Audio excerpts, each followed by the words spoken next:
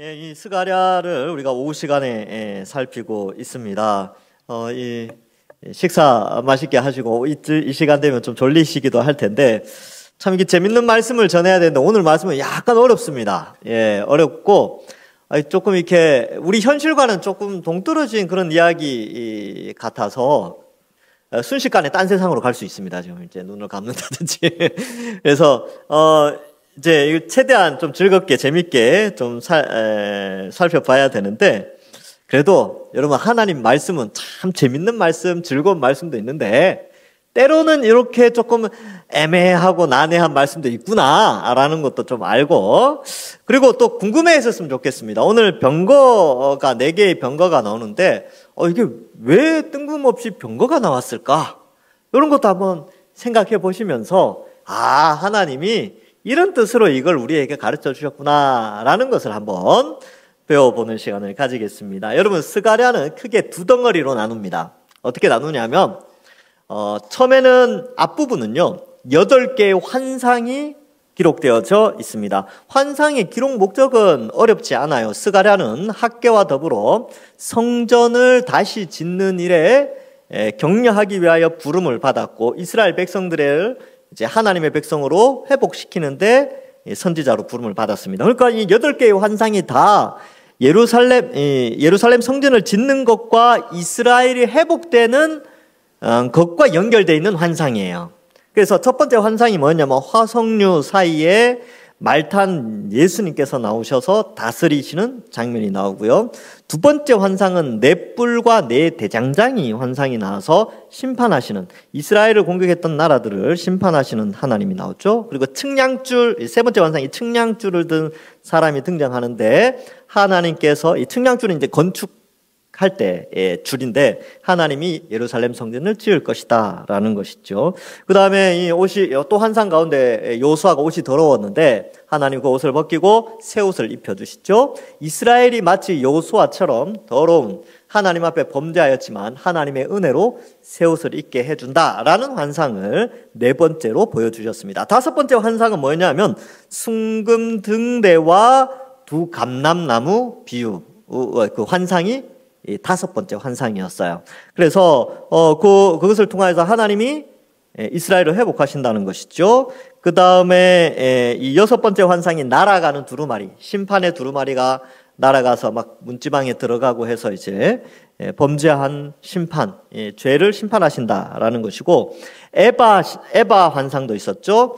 불공정한 에바가 있었는데 이것을 원래 신할 땅으로 돌려보내는, 그래서 이스라엘 안에 있었던 죄악들을 다 던져버리겠다는 하나님의 환상이고 오늘 마지막 환상, 오늘 네 병거 환상이 이 스가랴 전체 전반부와 후반부를 나누는 마지막 환상을 우리에게 가르쳐주고 있습니다. 자, 그렇다면 오늘 본문을 통하여서는 어떤 메시지를 주실지 우리가 함께 살펴보도록 하겠습니다. 1절에 보면 내가 또 눈을 들어 본즉 이라고 되어 있죠. 봐야 보입니다. 눈을 들어서 계시를 봐야 계시를 볼 수 있어요. 제가 왜 이 말씀을 하냐면 여러분 이 스가랴는 하나님이 보여주시는 환상의 계시를 보았죠. 보여주셨기 때문에 보았습니다.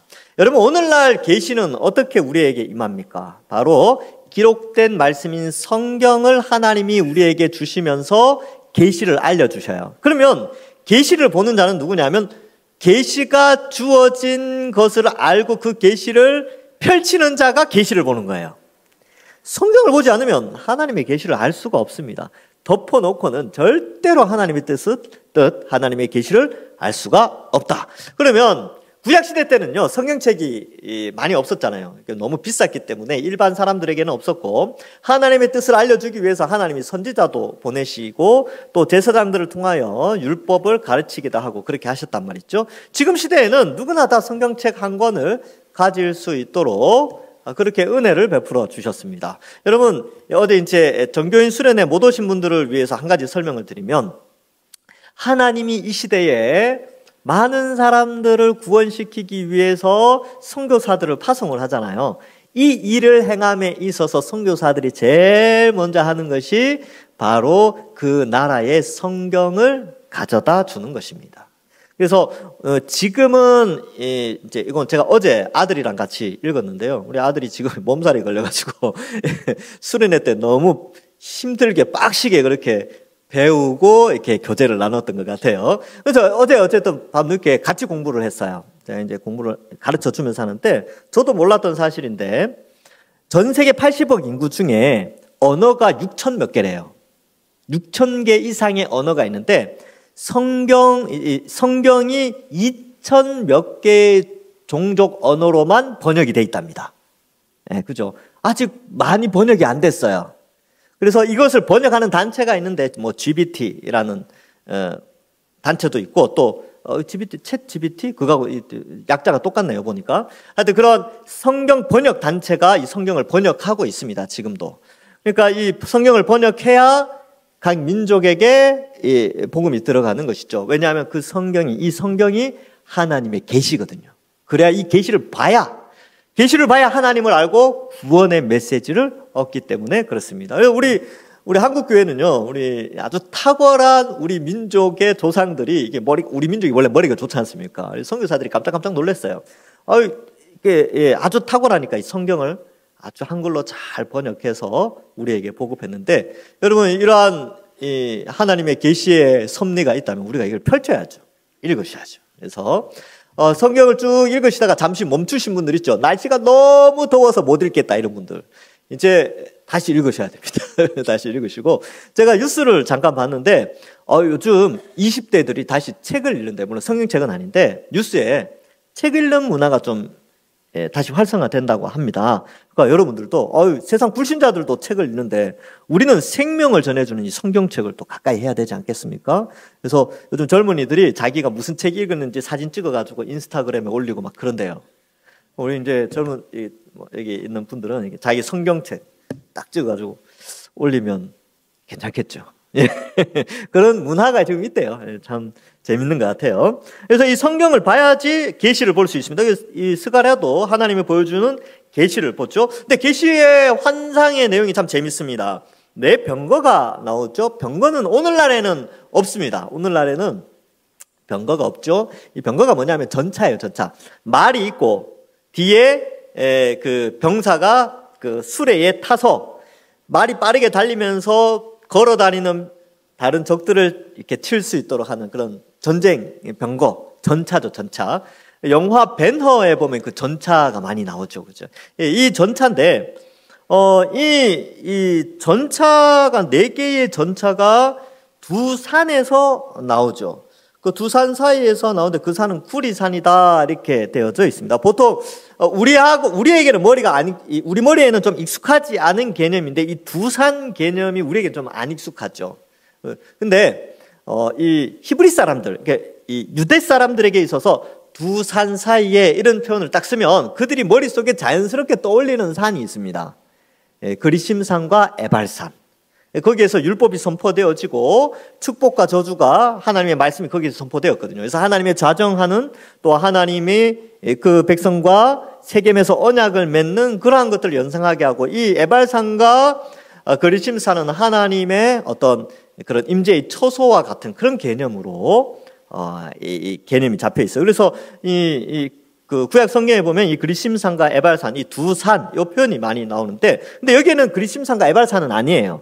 아닌데 어쨌든 두 산인데 구리산이다라고 되어져 있지요. 그러니까 이 환상을 봤는데 산이 구리로 돼 있어. 구리. 이 상상을 한번 해보세요. 구리로 된 큰 산. 좀 신기하지 않습니까? 뭔가 몽환적이면서 진짜 환상 같죠. 환상. 현재에는 없어요. 현실에는 없는 산이니까. 근데 구리로 된 2개의 산에서 4개의 병거가 나오게 됩니다. 자, 그렇다면 우리가 여기에서 좀 볼 수 있는 것은 이 산이 뭐냐라는 것을 좀 생각해 볼 수가 있지요.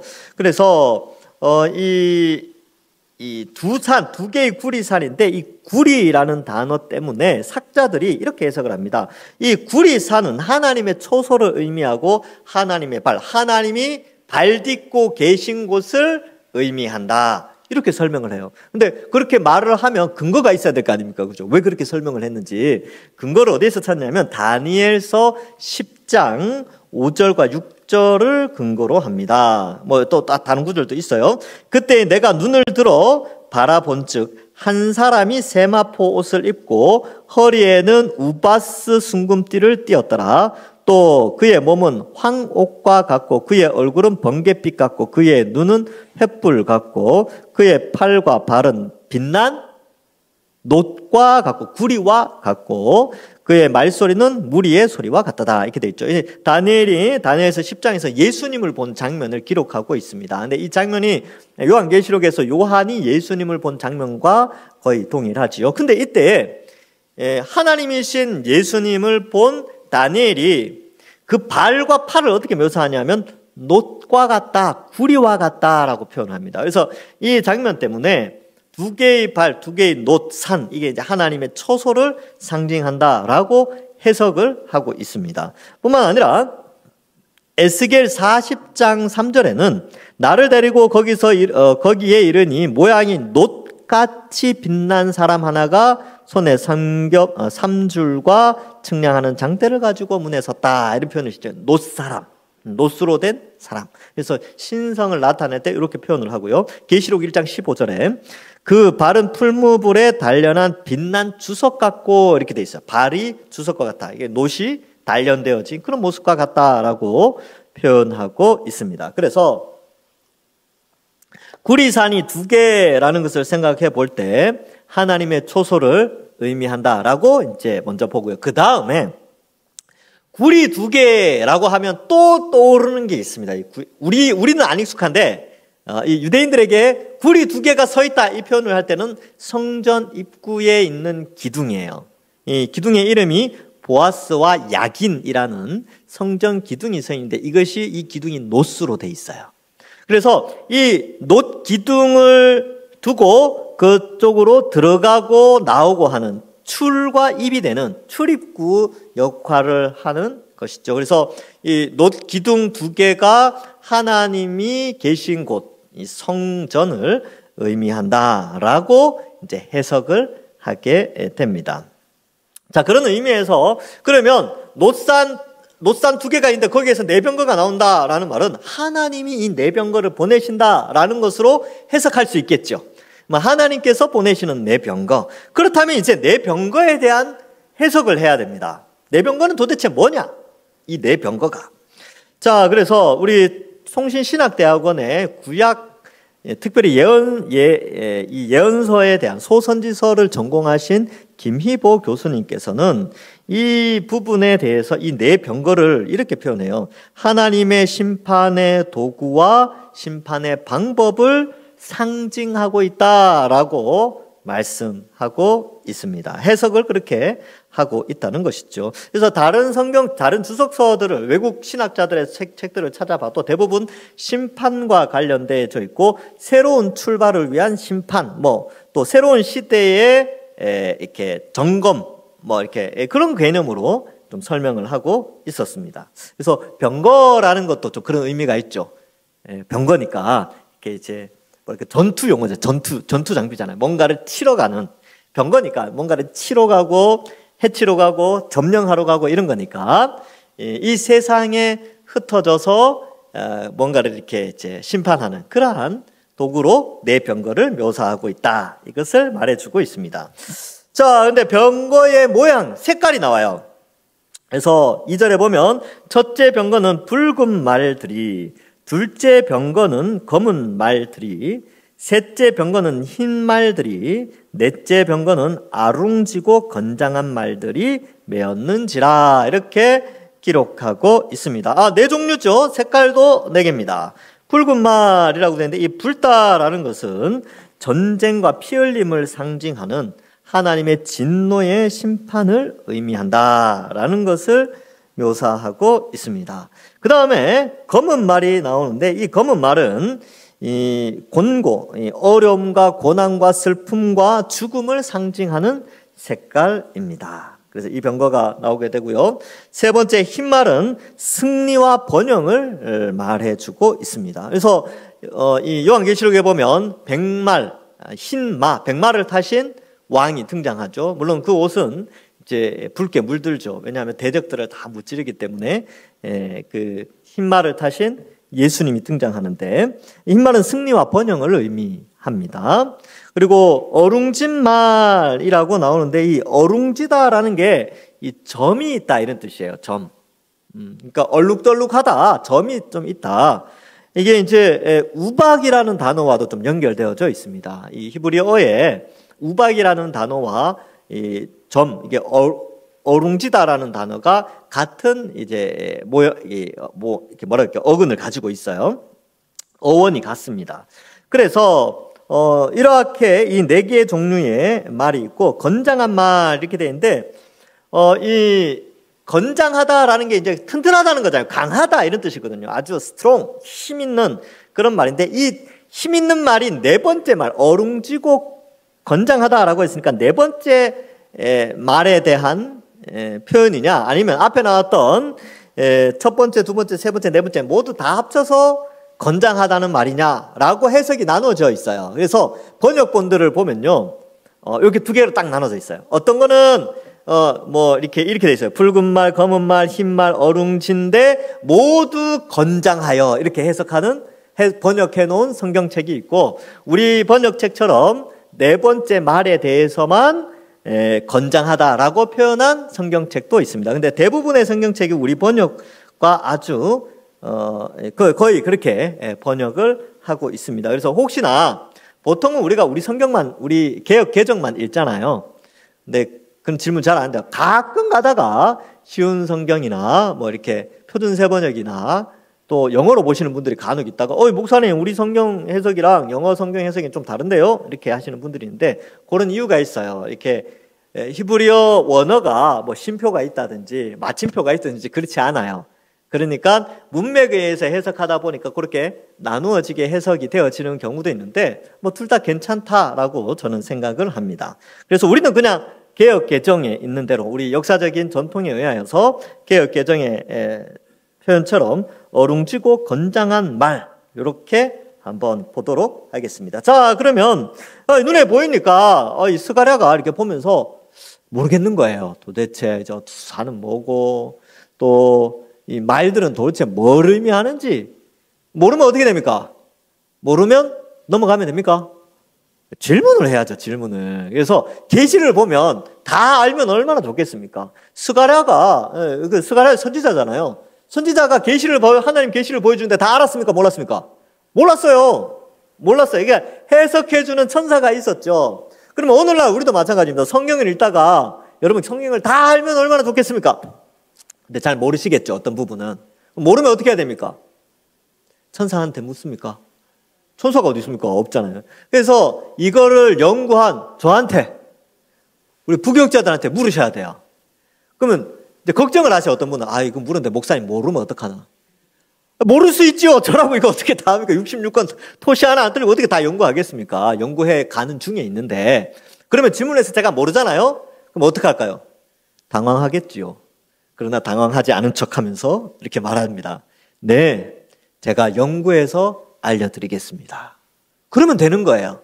그러면 여러분도 좋고, 저도 공부해서 좋고, 우리 부교육자들도 마찬가지입니다.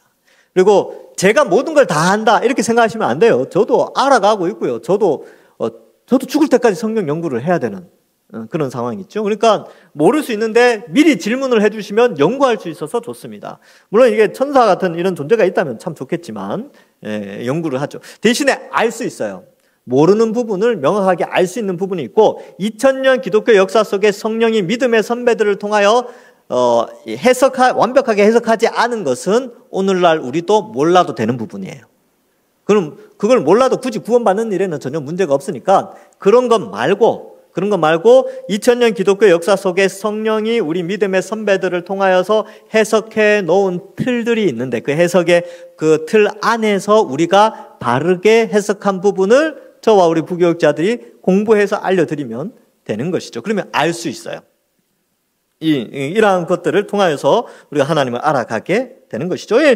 스가랴도 몰랐어요. 그래서 4절에 내가 내게 말하던 천사에게 물어 이르되 네 주여 이것들이 무엇이니까 하니, 이렇게 표현하고 있습니다. 모르겠습니다. 이게 무슨 뜻입니까? 이렇게 질문했다는 거죠. 그래서 천사가 이 부분을 해석해 주게 됩니다. 자, 그래서 어쨌든 이제 여러분 질문이 나온다는 건 참 중요한 거예요. 질문이 나온다는 것. 앞에서 스가랴가 봤죠. 보여준 걸 봤기 때문에 계시를 기록할 수 있었죠. 그 다음에 보고 이 계시를 읽고 봐야 질문이라는 게 나올 수가 있어요. 질문을 전혀 안 하는 사람들은 계시에 관심이 없거나 계시를 가까이 하지 않으면 질문이 없겠지요. 그러나 계시를 듣고 하나님의 말씀을 듣고 읽고 하면 질문이 자연스럽게 나오게 됩니다. 그러면 그 질문들을 이제 해석을 하는데, 첫 번째는 질문을 해석하는 방식이 몇 가지가 있어요. 그래서 내가 궁금해하는 게 앞뒤 문맥에 나올 때도 있어요. 나 이거 뭐지 하는데 뒤에 가니까 그 내용이 나와. 이거 뭐지 했는데 내가 몰랐는데 앞에 이미 그 이야기를 해놓은 거죠. 예. 그런 부분들이 있고요. 또 우리와 성경의 기록 역사가 2000년 이상 벌어져 있잖아요. 구약 성경 같은 경우는 3500년, 그리고 구약 성경 그 자체 안의 내용 자체는 더 오랜 시간이 있지요. 그러니까 이 갭이 있단 말이죠. 이 시대와 그 시대의 그 시대를 이해 못하면 해석할 수 없는 부분들이 있는데, 이런 부분들을 해석하기 위해서 서점에 책들이 많이 나와 있어요. 성경 배경 주석 이런 책들 참고하시면 됩니다. 그리고 간단한 주석집 같은 게 있어요. 얇게 나온, 성경책보다는 조금 두꺼운데 성경을 간단하게 해석해주는 그런 성경책들, 그런 책들도 참고하시면 좋습니다. 그런 걸 보면 이제 어느 정도 배경을 좀 알 수가 있어요. 그러나 성경 66권 전체에서 우리가 오늘 읽은 본문의 내용이 어떤 의미가 있는가라고 하는 부분들은 우리 조금 어려운 부분이기 때문에 우리 목회자들이 계속해서 그런 분들을 집중해서 연구하고 여러분들은 질문하고, 또 아마 궁금해하던 것들을 설교를 들으면서 해결되는 부분들도 좀 있지 않습니까? 그죠? 옛날에 이거 읽을 때 참 궁금했는데 이게 이런 뜻이었구나 라고 깨달을 때도 있단 말이죠. 그러니까 들을 때, 읽을 때 듣고 읽고 듣고 질문하고 하면서 우리는 하나님의 계시를 알아가도록 하나님이 우리 성도들을 그렇게 이끌어 가십니다. 그래서 많이 읽으셔야 되고요, 많이 들으셔야 되고, 그렇게 해야 합니다. 자, 그래서 질문을 하고요. 그래서 우리는 성경을 부지런히 봐야 합니다. 모르는 게 있다, 그럼 넘어가시면 돼요. 질문 이렇게 해놓고 넘어가시고요. 그 모르는 거 끝까지 붙들어 봤자 알기가 쉽지 않으실 겁니다. 그러니까 이건 잘 모르겠는데 다음에 질문해보지 뭐, 아니면 다음에 목사님 설교할 때 설명해 주시겠지 하고 다음 넘어가면 되는 거예요. 근데 그렇게 어려운 게 많지는 않습니다. 이런 시대적 간격 때문에, 아니면 이름이 어렵다든지 지명이 어려워서 그럴 수는 있지만 내용 자체가 되게 어렵지는 않은데, 이런 환상 부분은 좀 어려워요. 그런 환상 부분은 좀 해석을 할 필요가 있겠지요. 자, 그래서 설명을 해줍니다. 내 병거가 나오는데 하늘에 내 바람이다. 온 세상의 주 앞에 서 있다가 나가는 것이다. 이렇게 되는데, 일단 내 바람이래요. 그럼 바람이라고 설명한 이유가 있습니다. 병거는 병거인데 왜 바람이라고 했을까? 이 병거가 가지 못할 곳이 없습니다. 여러분, 아무리 문을 꼭꼭 닫는다 해도 바람은 들어오게 돼 있어요. 바람이라는 것은 어떤 유형이 있거든, 유형으로 되어 있는 게 눈에 보이지 않지만 있죠. 유체라고 하는데 이 흐름이 있다는 거죠. 움직인단 말이에요. 그래서 어디든지 다 들어간다. 이 바람이라고 표현한 것은 숨길 곳이 없다. 이 내 병거는 어디든지 갈 수 있다. 이런 의미가 있습니다. 그래서 인간이 아무리 숨기려고 하는 죄악들과 부끄러운 것들이 있다 하더라도 이 병거는 바람이기 때문에 어디든지 가서 다 볼 수 있다는 것이죠. 그래서 많은 사람들이 여기에는 하나님이 없겠지라고 생각하는 그곳에도 하나님께서 관찰자를 내보내어서 다 보고 계십니다. 하나님 이미 다 아세요. 우리가 부끄러운 것, 죄악들도 하나님 다 보시지만요, 우리가 남몰래 남을 돕고 선행을 행하고 착한 일을 하고 인내하고 견디고 기도하고 하나님께 영광 돌리고, 다른 사람들은 모르지만 남몰래 하는 그러한 것들도 하나님이 역시 다 보고 계십니다. 그래서 여기에 중요한 표현, 오늘 설교 제목과도 연결되어 있는데, 온 세상의 주 앞에 서 있다가 나간다라는 표현이 나오죠. 그래서 온 세상의 주라는 표현이 아주 중요합니다. 왜냐하면 내 병거라고 되어 있잖아요. 구약시대 때 사람들의 머릿속에 땅은 네모나다고 생각했어요. 하나님이 땅을 네모나게 만드셨다. 이렇게 생각했다는 거예요. 그래서 사방이라고 하죠. 사방. 4개의 방향성. 그래서 동서남북, 이것은 땅을 표현하는 그러한 땅 전체를 표현하는 거예요. 그래서 내병거가 나간다 이 표현을 썼을 때 온 세상에 하나님께서 관찰자를 내보내시고 온 세상의 주인으로서 그 역할을 감당하고 있다는 것을 표현합니다. 그래서 여러분 이제 그런 거 있잖아요. 어떤 이쪽 그 영주 이렇게 뭐라 그럴까요? 이렇게 땅 주인이 이렇게 있고 이쪽 땅 주인이 있는데 이쪽 땅 주인이 이쪽 땅 주인을 침범할 수가 없죠. 그래서 자기 땅만 관찰할 수 있도록 해요. 근데 하나님은 온 땅의 주인이시잖아요. 그러니까 온 땅의 내병거를 사방으로 내어 보낸다. 이런 의미가 있습니다. 여러분 그러면 우리도 이 믿음은 이 사상이 좀 필요해요. 뭐냐 하면 이 지구상 이 온 우주가 하나님의 소유된 것임을 믿느냐는 거예요. 하나님이 이 지구의 모든 것을 경계를 나누시고 부의 이동, 권력의 이동, 이 모든 것이 하나님 손에 달려 있다는 것을 믿느냐? 이것이 굉장히 중요합니다. 이것을 믿으면 섭리라는 것을 생각하게 돼 있어요. 이 땅이 왜 이렇게 전쟁이 일어날까? 왜 이렇게 기근이 일어날까? 왜 이렇게 지구온난화로 말미암아 지구 생태계가 이렇게 될까? 이 모든 것이 하나님의 통치 아래에 있다면 거기에 속한 하나님의 섭리가 있다는 거예요. 섭리. 그래서 이거는 설교 원고에는 없는데 갑자기 좀 생각나는데 하나님 섭리 생각하니까 여러분 이 지구온난화가 엄청 심해졌잖아요. 그래서 2030년 지나면 돌이킬 수 없대요. 이제 어제 이제 그 기상학 박사님이 그 이야기를 한 걸 제 기사를 봤는데 2030년이 되면 예전에는 이제 더웠다가 1994년 더웠다가 2018년 더웠다가 2024년 더웠다가 이렇게 이제 왔다 갔다 했는데 2030년이 되면 이 왔다 갔다 하는 게 없다는 거예요. 그냥 계속 올라간다는 거예요. 계속. 이게 참 안타까운 일이죠. 그죠? 근데 돌이킬 수 없습니다. 인간의 욕심과 정욕은 이걸 돌이킬 능력이 없어요. 자연의 환경을 예전처럼 돌이킬 능력이 없습니다. 그래서 파리 협약을 해서 우리 1.5도 못 넘기게 하자 막 했거든요. 옛날에. 안 돼요. 안 됩니다. 왜냐하면 인간은 정욕을 통제할 수 없습니다. 그래서 계속 그렇게 가는 거죠. 그러면 우리 그리스도인들은 어떤 생각하냐면 사는 게 너무 힘들잖아요. 그럼 무슨 생각하겠습니까? 주님 빨리 오셨으면 좋겠다. 이 기대가 커지지 않겠습니까? 이집트에서 그 노예 생활 편안하게 했다면 출애굽하기를 간절히 바랬을까요? 바라지 않았죠. 노예 생활로 살아도 편한데 뭐. 근데 어때요? 막판에 때가 되어서 핍박이 엄청 심해지죠. 요셉을 알지 못하는 새로운 왕조가 등장하게 됩니다. 이집트도 그 왕조가 길지 않아요.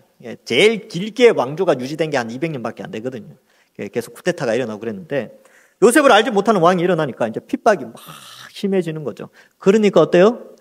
출애굽에 대한 소망이 생기는 거죠. 우리도 마찬가지입니다. 이 땅이 잘 먹고 잘 사고 막 그러면 주님 오시는 거 재림 소망하지 않아요. 잘 먹고 잘 사는데 지금도 행복한데 근데 힘들고 어렵고 막 그러면요 주님 오심을 소망합니다. 제가 왜 이 말씀을 드리냐 하면 여러분 이 지구에서 일어나는 이 땅에서 일어나는 이 모든 일에는 온 땅의 주인이신 하나님의 섭리와 통치가 이미 작동하고 있다는 것을 우리가 알아야 되는 것입니다. 온 세상의 주인은 하나님이시지요. 이 개념을 가지고 우리가 살피고 이미 이 내병거는 이미 돌아다니고 있어요. 그래서 모든 것을 다 보고 있습니다. 그리고 하나님의 때를 하나님의 때를 결정하시는 것이지요. 자, 그래서 온 세상의 주 앞에 서 있다가 나가는 것이라 이렇게 표현하고 있습니다. 근데 그 검은 말은 북쪽으로 가요. 북쪽으로 왜 검은 말이 가느냐? 북쪽에는 무슨 나라가 있냐면 페르시아가 있거든요. 그 이전에 바벨론이 있었죠. 나중에는 또 이제 로마가 북쪽 지역에 있죠. 그래서 이 검은 말이 그 북쪽 땅으로 가게 되죠. 그래서 북쪽 땅에 좀 앞으로 이렇게 페르시아가 나중에 이제 멸망하죠. 헬라에 의해서 멸망당하게 되는데 이러한 심판의 의미가 좀 있습니다. 그리고 북쪽이 이제 멸망하게 되는 이스라엘에게 있어서 북쪽은 항상 지배 세력, 강력한 나라를 상징했습니다. 그래서 바벨론, 페르시아, 헬라, 로마 다 북쪽에서 이 유대로 내려오게 된 세력들이 있죠. 그래서 이 북쪽 땅의 검은 말 이 표현은 이 강력한 세력의 심판을 좀 의미해요. 그래서 요한계시록에도 요한이 계시록을 쓸 때 바벨론이라는 나라는 이미 없어졌습니다. 이미 없어졌어요. 539년, 그죠? 539년에 페르시아에 의해서 고레스에서 완전히 바벨론은 사라져요. 지구상에서. 그럼에도 불구하고 신약 성경에 바벨론이라는 이름이 거론되는 이유는 바벨론은 상징적인 나라, 즉 세상의 나라, 그 옛날 바벨탑을 쌓았던 그 나라가 나중에 그 유다를 점령했지만 그 나라가 사라지는 것. 바벨론이 멸망이 순식간에 사라지거든요. 고레스에 의해서. 예전에 다니엘서 할 때 제가 말씀을 드렸죠. 순식간에 하루 만에 없어집니다. 그런데 베드로전서 5장 13절에 이 바벨론을 또 거론하고 있어요. 함께 택함을 받은 바벨론에 있는 교회가 너에게 문안한다. 이 표현은 이 바벨론은 지배 세력. 그러니까 여러분 우리도 바벨론 세상에 존재하는 교회예요. 이 세상의 거대한 흐름, 이 세상의 향락주의, 물질주의 뭐 이런 거 있잖아요. 이러한 거 다 바벨론에 속한 거죠. 그 가운데 세워진 교회입니다. 그래서 요한계시록에 보면 이 바벨론의 멸망을 이야기하죠. 계시록 14장 8절에 또 다른 천사 곧 둘째가 그 뒤를 따라 말하되 무너졌도다 큰 성 바벨론이여 모든 나라를 그 음행으로 인하여 진노의 포도주로 먹이던 자로다 하더라. 이렇게 되어 있죠. 바벨론은 사탄이 지배하는 이 세상에 죄악된 하나님을 떠난 세상을 상징하게 되는데 이 검은 말, 이 죽음의 심판의 말이 북쪽 바벨론 지역, 페르시아 지역으로 이동하게 됩니다.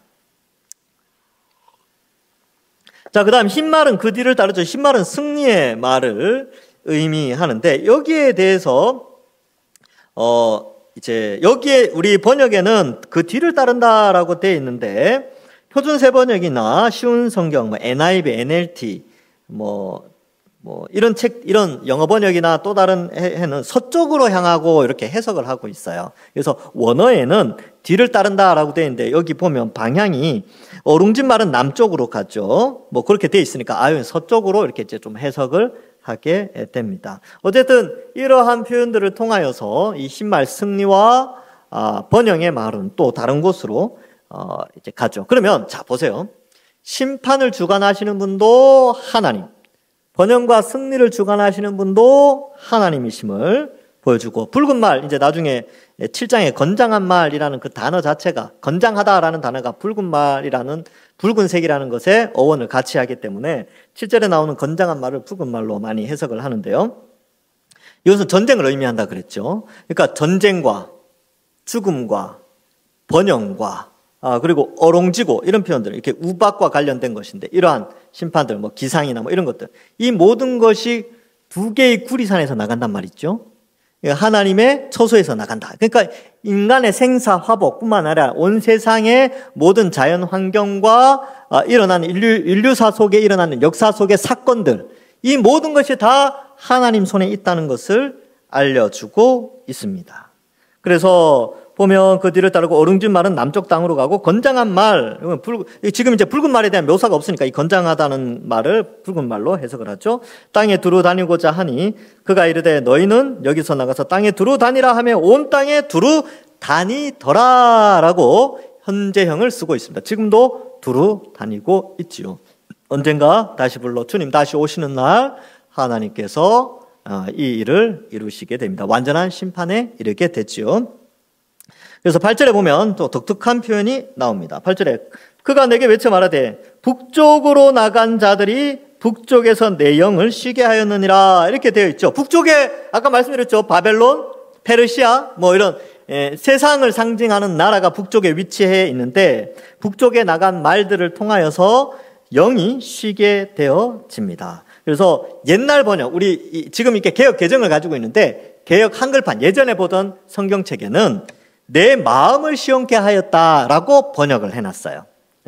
그러면 이것이 뭐냐 하면 영광스러운 나라의 시작, 이 악한 세상은 심판을 받고 영광스러운 하나님 나라가 열려진다라는 것을 표현하고 있다라는 것이죠. 그래서 뒤에는 이제 어떤 일이 벌어지냐 하면 요 환상이 끝나고 뒷부분에는 이스라엘의 번영과 그리스도의 재림이 아니라 그리스도의 초림, 스가랴 9장 9절에 보면 뭐 나귀를 타시고 그 장면이 나오죠. 왕의 등장 이런 것들을 기록하고 있어요.